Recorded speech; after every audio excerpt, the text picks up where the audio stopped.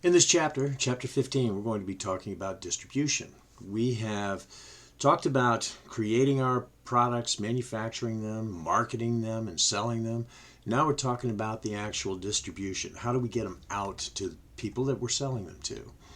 In this chapter, we're going to be talking about intermediaries, as far as who is it that's in between the producer and then the final consumer. We'll talk about online retailing, building cooperation within the channel systems, and then also the idea of logistics. How do we get stuff from point A to point B? There's lots of intermediaries when you start talking about businesses. They're basically moving things from point A to point B, providing services to both business sales and business to consumer sales. Distribution warehouses, okay, kind of like what Amazon does. Look at all of the different products that they may have, and what they're doing is they're bringing in all kinds of different products to help sell, and then they have people who are then pulling the products and satisfying the orders and shipping them out. A channel of distribution are all of the things that are involved in getting things from point A to point B. And in those channels, you may have different types of intermediaries. So for example, you may have agents and brokers. The whole idea behind them is to bring together buyers and sellers. You have wholesalers, where what they do is they will buy stuff and then they sell it to others. In other words, they're buying stuff from the various producers and then they sell to different retailers.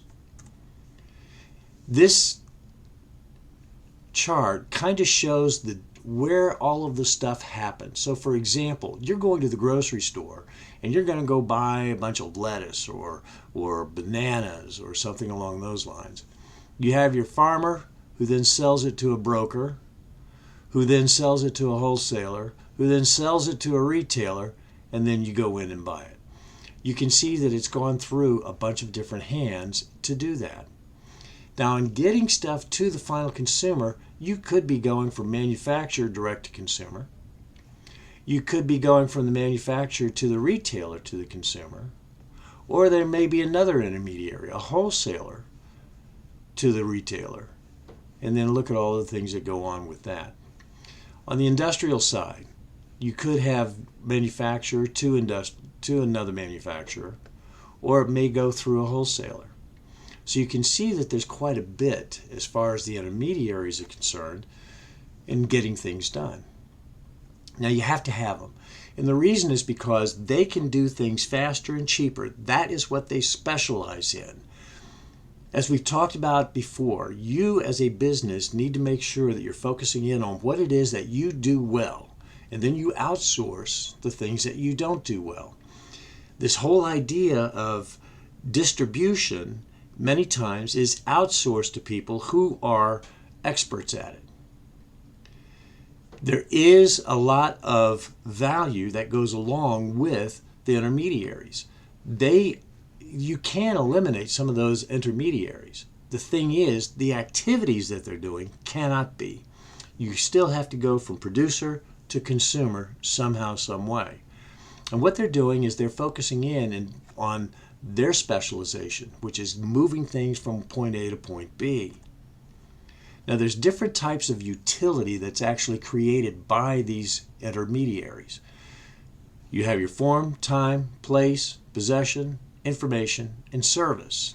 And what do they mean? Form utility is what the producer is doing. They're creating the item. Time utility is getting things out to people when they need them. Place utility is getting stuff to where it's needed so that people can go get it. And then possession utility is the transfer of ownership from one person or one place to the next. Information utility is adding value by getting the information between the people. And then service utility is making sure that you're providing the service during and after sale. Wholesalers are important. Retailers are where you go and buy something. Retailers typically buy from wholesalers, depending on what it is that the product is that you're buying. You have merchant wholesalers, okay, where you have full line and then limited function. You have agents and brokers. In other words, getting the buyers and the sellers together so that they can make a deal. You have your retailers. Now, retailers are what most people are familiar with. There's tons and tons of retail outlets out there. That's where you buy all your stuff for the most part. There's different distribution strategies for retailers. For example, you might have your intensive distribution. For example, Scott Paper will try to get their toilet paper out to anybody who's going to be selling it, whether it's a grocery store, whether it's a Costco, whether it's a 7-Eleven or something along those lines. They're going to try to get that stuff out there wherever they can. You have exclusive distribution. For example, at a Hallmark, it used to be the only place where you could find a Hallmark card was at a Hallmark shop. Exclusive distribution. Now you can find Hallmark cards in other places, but not everywhere. The selective distribution. You can buy an Apple iPhone at an Apple store, or you can buy it through Verizon or Sprint. Selective distribution. Online retailing. Everybody's familiar with Amazon. We're doing that more and more. And most companies are moving more and more to the online arena. Not doing just brick and mortar, also the online. You also have telemarketing. In other words, selling goods and services by phone. You have people calling you up trying to sell you stuff. Then you have your social commerce. Social commerce are things like peer-to-peer sales platforms. Example, eBay. Group buying, in other words, you might have a group of folks that get together to buy a bunch of things, and because they're buying a lot at one time, they're getting a good discount. So there's different ways of doing social commerce. You can also do retail in various ways. There are various companies that will sell you vending machines and all the things to go into it where you can make some pretty good money. Kiosks at the malls. Carts, like hot dog carts outside of buildings. And then pop-ups. In other words, in strip malls where they have some empty space. Somebody goes in and they have a bunch of carpet to sell. They go in there for a certain length of time, maybe 3 months, sell their carpet, close up. You have direct selling. In other words, Mary Kay. You have multi-level marketing. In other words, using salespeople who work as independent contractors, such as a lot of insurance agents. And you have direct marketing. Okay, anything that connects the manufacturers with the ultimate consumer. You have 4 systems of channel relationships. Okay, you have your corporate, contractual, and administered, and then your supply chains.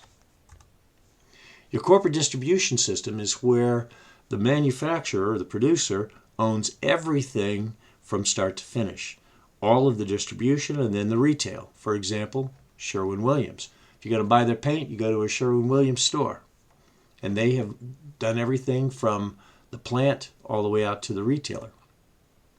You have contractual distribution systems. In other words, you have a McDonald's franchise, let's say. You have to buy McDonald's stuff and use their shippers in order to do it. There's contracts that go along with that if you're going to have a franchise. You have administered distribution systems. In other words, the producers manage all of the marketing at the retail level. So for example, Kraft, Scott Paper, they handle all of the marketing aspect that goes to all of the areas. And then you have your supply chain aspect. The supply chain is basically everything that has to happen between the producer and the consumer. So you may have the suppliers. Let's say you're making widgets. You're a manufacturer who makes widgets. You're going to have suppliers who provide you with your raw materials. You will sell to some wholesalers who then sell to retailers who will then sell to consumers. That is the supply chain, everything that's in there.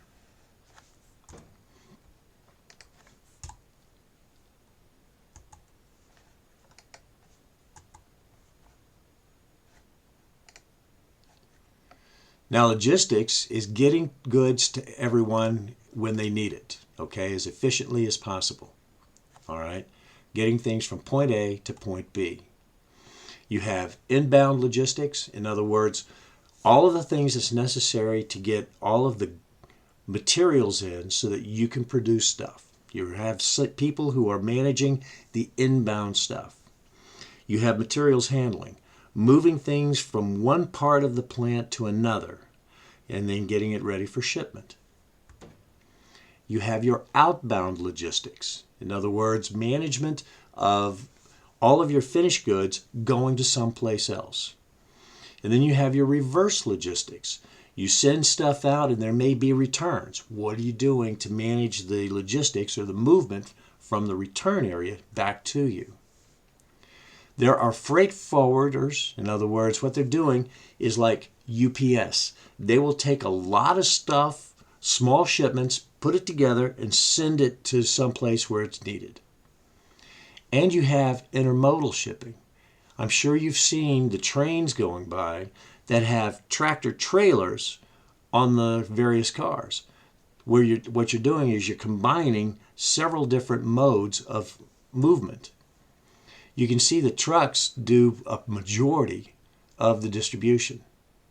And you have trains and things like this. Air shipments are under 1%, and the reason is because they are much, much more expensive. And it's going to be very important that you're tracking your goods. Materials management is extremely important when you're thinking about what is it that we have to sell, where is it going, when is it coming in, things like this. So you have your storage warehouses and your distribution warehouses. Those are some of the key points for the chapter. If you have questions, let me know.